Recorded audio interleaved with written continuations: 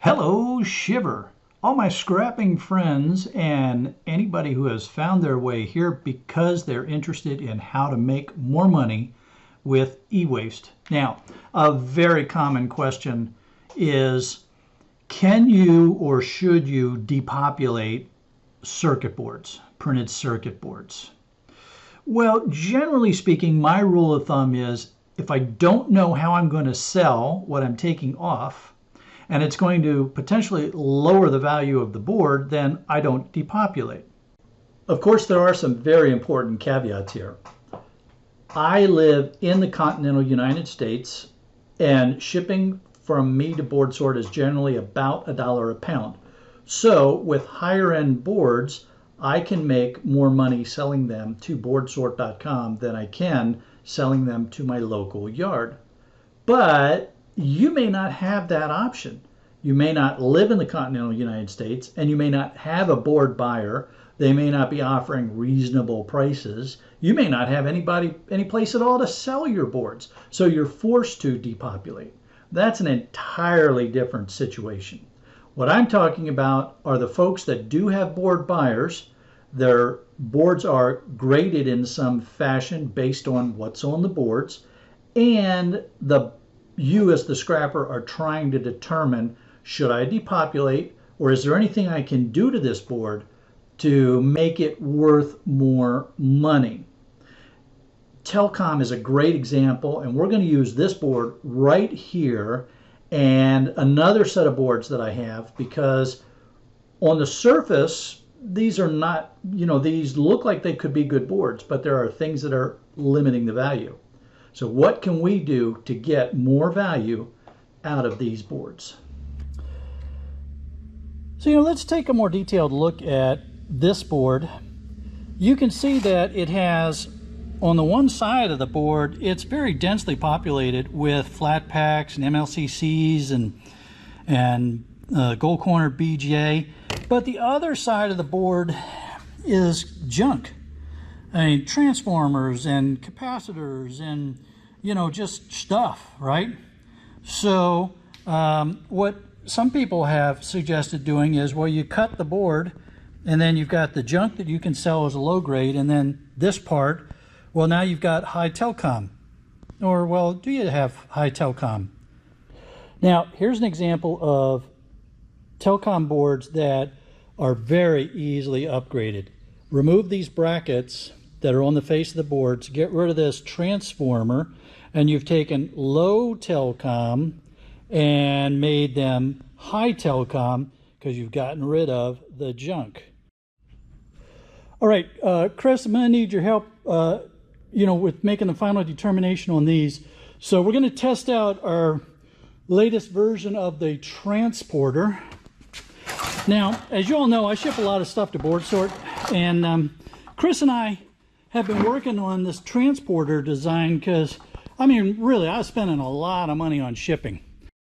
Well, us old military types, we have to have an acronym, and Chris suggested the scrap hardware allochronic routing contraption, and I really enjoy it. I also want to thank Chris for some awesome technological support in the design of this system.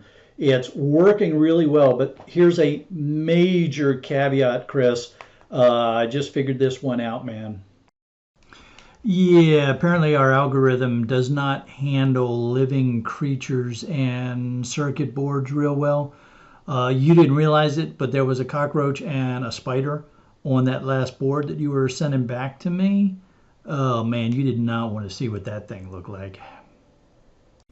Now, to the average untrained eye, this looks like a microwave oven. But what you don't realize is that Chris and I have been working on transporter technology to help reduce the shipping costs. So these boards will go in, and then we're going to get these sent off to Chris. So I've got to make a couple of setting adjustments. Hang on just a second.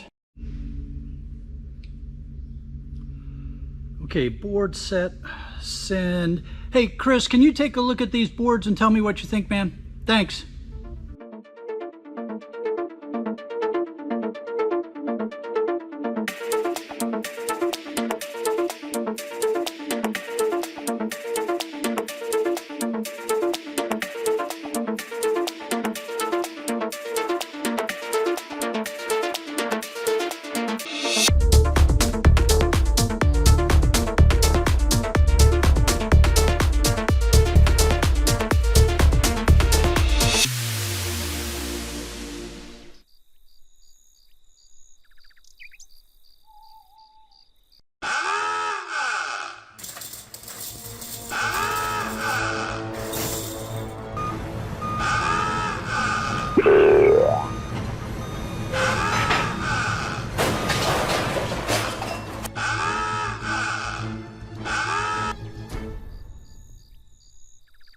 Hey, Chris, can you take a look at these boards and tell me what you think?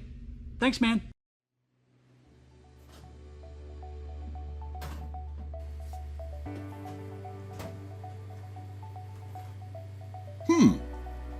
Okay, well, we've got this high-grade peripheral board here. It's got both good and bad.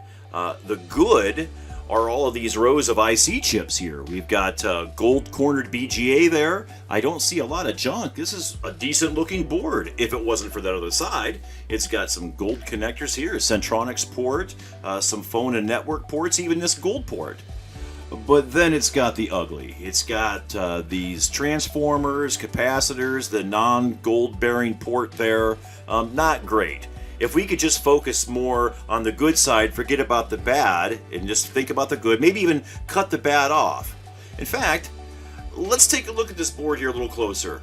This is one of the few boards that you could potentially upgrade out of high-grade peripheral to the telecom grade. We generally don't like to see that. A board that's in a peripheral grade is there for a reason. It's just not a high quality board. It doesn't tend to have a lot of values to it, but in this case, it does. If you remove the heavier junk off the one side and just present us with this highly populated clean side, I would buy that as a high grade telecom board once you remove all that stuff from it. So that's an upgrade potential in a rare case. Here we've got this other board. It's a low-grade telecom board as it is because of this transformer and the faceplate. But it has a high population with these gold pins on here. But if you remove this transformer and take these three screws out and pull this plate here off, this would be a high-grade telecom. And this would be a high-grade telecom with the population, with the pins, if it wasn't for that faceplate. So we pull these three screws, take that plate off, this will be a high-grade telecom, as is this, once you remove that, and take that junk off of this special case board here, and you've upgraded all three boards. So thank you for the opportunity, S.H.A.R.C, to show you and your viewers how to potentially upgrade a high peripheral or low telecom board to a high telecom board. That was awesome, Chris. Thank you very much. I greatly appreciate it. And I think we're working out the bugs on our transporter, but I still got to figure out what to do with this guy. All right, everybody, if you enjoyed this, don't forget to give it a thumbs up and check out these links that are going to take you to more informational scrapping videos and hopefully not more nasty bug board hybrid things.